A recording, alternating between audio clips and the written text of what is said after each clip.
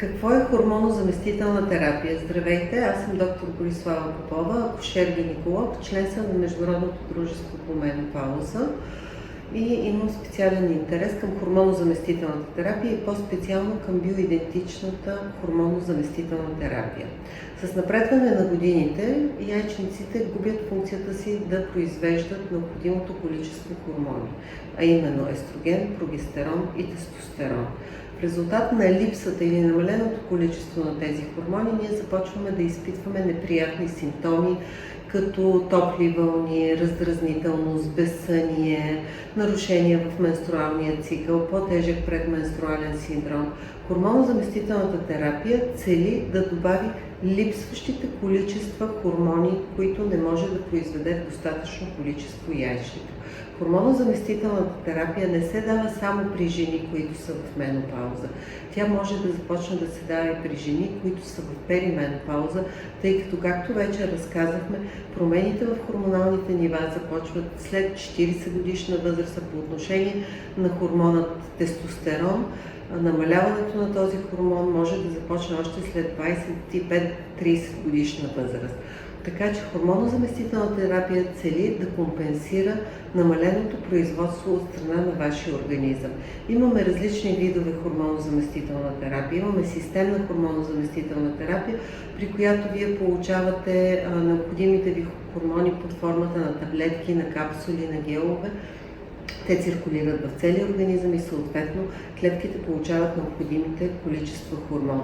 Също така имаме и локална хормонозаместителна терапия. Това са различните вагинални форми. Друго разделение на хормонозаместителната терапия е на така наречените синтетични и биоидентични.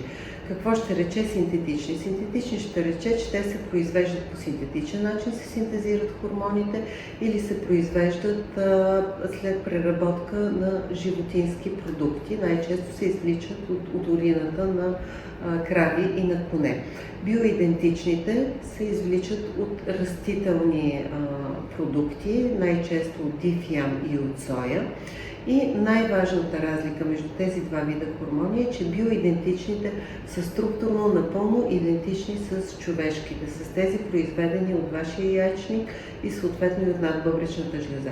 Докато синтетичните има необходимост да бъдат преработени, след като приемете таблетката, те преминават през черния дроб, където се преработват, но при това преминаване се стимулира синтезата на фактори на кръвосъсирването и това може да повиши рискът от тромбози. От друга страна имаме различни форми на приложение на хормонозаместителната терапия. Те могат да бъдат под формата, както казахме, на предварително подготвени таблетки, могат да бъдат под формата на капсули, могат да бъдат под формата на гелове, на таблетки за смучене, на пластири. При всеки пациент трябва да се избере подходящата форма, така че да се чувства най-комфортно с нея. Кои пациенти са подходящи за хормонозаместителна терапия? Реално, абсолютно всички жени след определена възраст имаме нужда от хормонозаместителна терапия. Абсолютните контраиндикации за включване на хормонозаместителна терапия, това са естроген-чувствителни тумори на гърдата и не само на гърдата, в цялото тяло, инфаркт, инсулт, преживяни в последните 6 месеца, вродените тромбофилии, които повишават риска от образуването на тромбози, порфирията и това са като абсолютни контраиндикации. Относителните контраиндикации, там вече малко се разширява кръга, но можем да използваме подходящите форми на хормонозаместителна терапия, дори и при пациенти, които пушат, при пациенти, които са имали емболични инциденти в миналото, поне една година трябва да е минало от тогава, дори при пациенти, които са с карцином на гърдата, когато карцинома на естроген зависим, можем да използваме локални форми на хормонозаместителна терапия. Хормонозаместителната терапия не е страшна.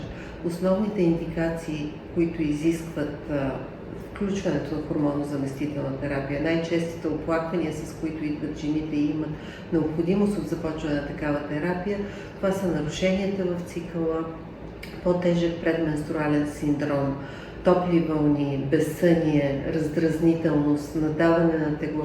Всичко това е може да бъде симптом на менопауза и на перименопауза. Ползите от хормонозаместителната терапия не са само моментни и временни, облегчаване на симптомите. Да, това е което усещаме към момента. Но по-ценното от хормонозаместителната терапия е дългосрочните ползи, а именно доказано е, че употребата на естрогени намалява честотата на карцином на гърдата, на колоректалния карцином, намалява сърдечно-съдовите заболявания, намалява честотата на Алцхаймер и остеопорозата, за която всички знаем. Така че не се страхувайте да използвате хормони, но не използвайте хормони по препоръка на една моя приятелка каза. Направете консултация с вашия акушер-гинеколог, направете си необходимите изследвания. Ако имате нужда от повече информация, говорете с специалист в областта. Не се страхувайте от хормоните. Ако имате някакъв интерес, нещо, което ви интересува, можете в коментарите да зададете въпросите си, които да обсъдим и да стигнем до верните отговори и решения заедно. Благодаря ви за вниманието.